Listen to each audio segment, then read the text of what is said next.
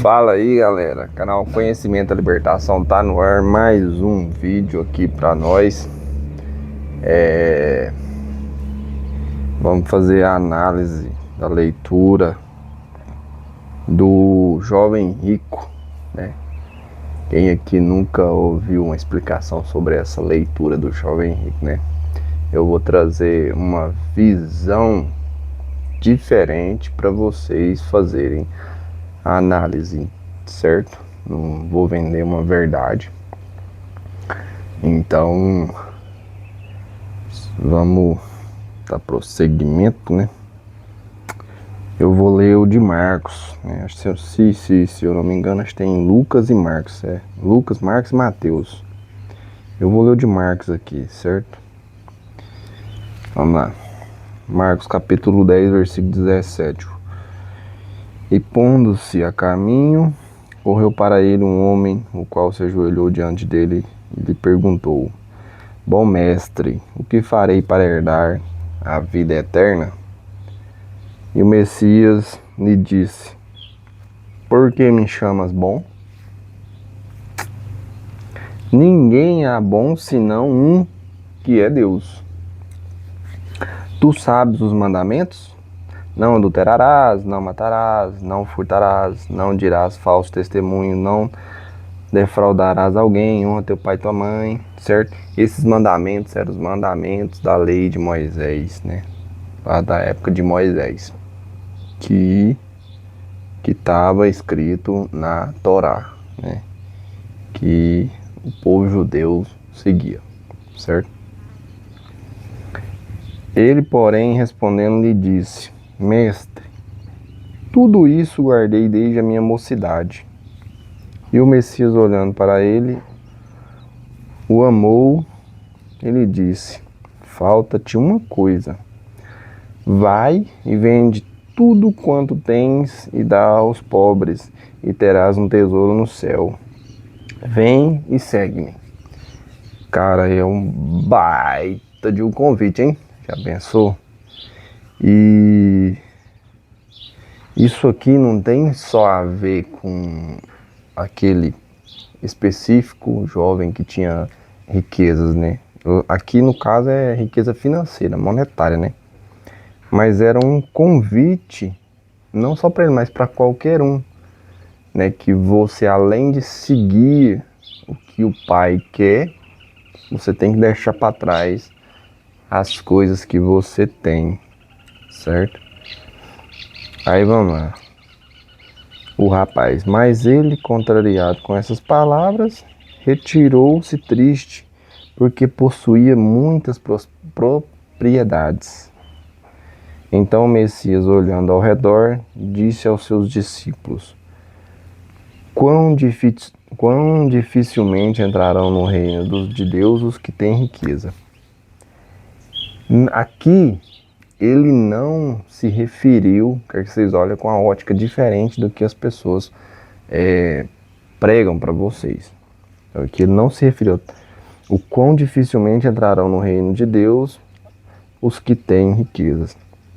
Ele não está falando de riqueza financeira.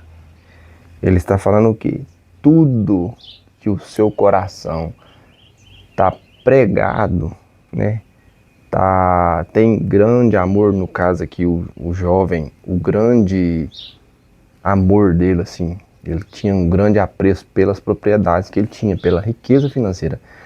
Mas todo mundo que tem um apego muito grande por uma coisa, seja por filho, esposa, mãe, pai ou bens materiais, isso tudo que eu disse aqui, a pessoa considera como uma riqueza, né? Se você tem um filho que você tem muito apego nele e vai colocar ele na frente dos projetos de Deus, é a sua riqueza, né? Então ele se referiu a quem tem riquezas nesse sentido, não só de dinheiro, mas outras riquezas também.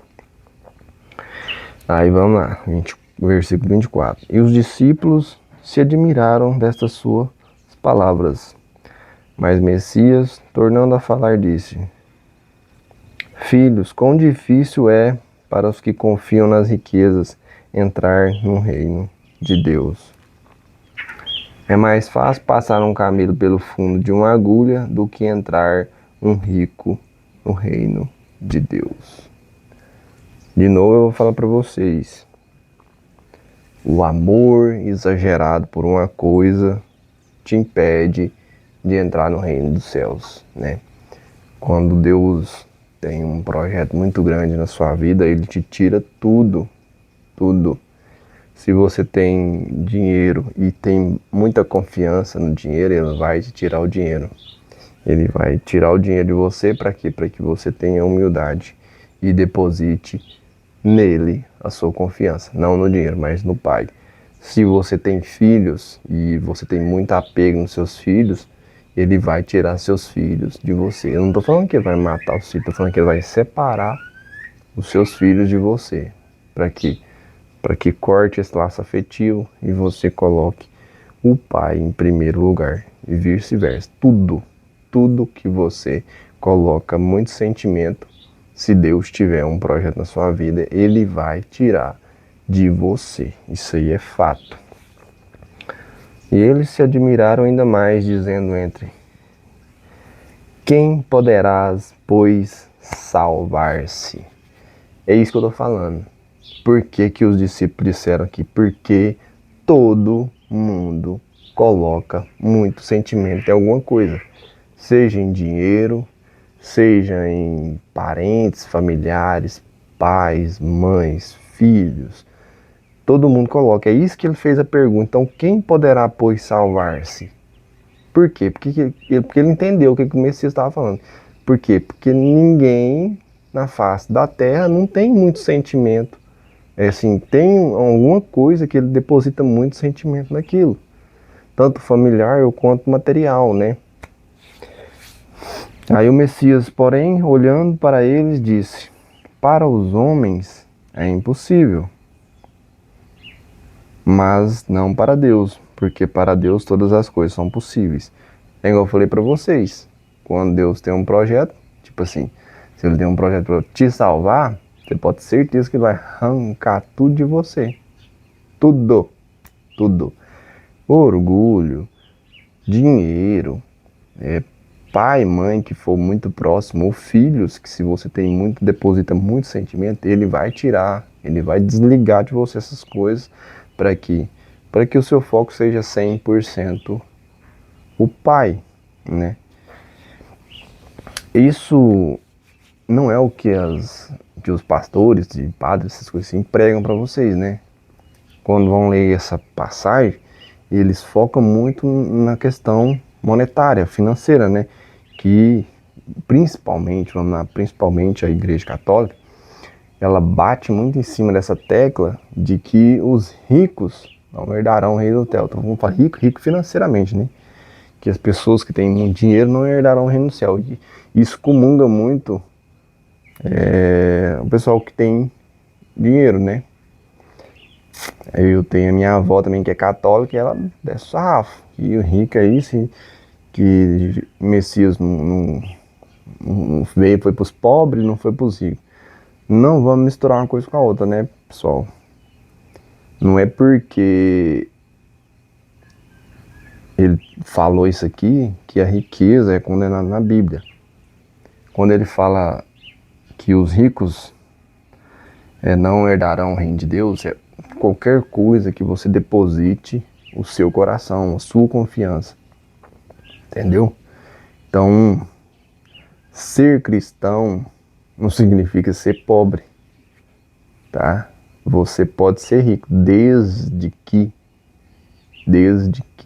o seu coração e a sua confiança não esteja depositada na sua riqueza financeira, no seu dinheiro. Você achar que resolve tudo sem precisar de Deus. Isso é um grande desafio, né? Porque o dinheiro em si, eu não sei se você já viu um corte do Primo Pobre que fala assim que a maioria dos nossos problemas o dinheiro resolve, né? E às vezes passando por algumas coisas que não precisamos de Deus, né? Por quê? Porque o dinheiro resolve. Talvez seja isso um calcanhar de Aquiles, né, de quem busca recurso financeiro, né? e ter dinheiro. Dinheiro é abençoado por Deus, né? Desde que o seu coração não esteja focado nele, né? É isso aí, galera. Mais um vídeo, né? Até a próxima.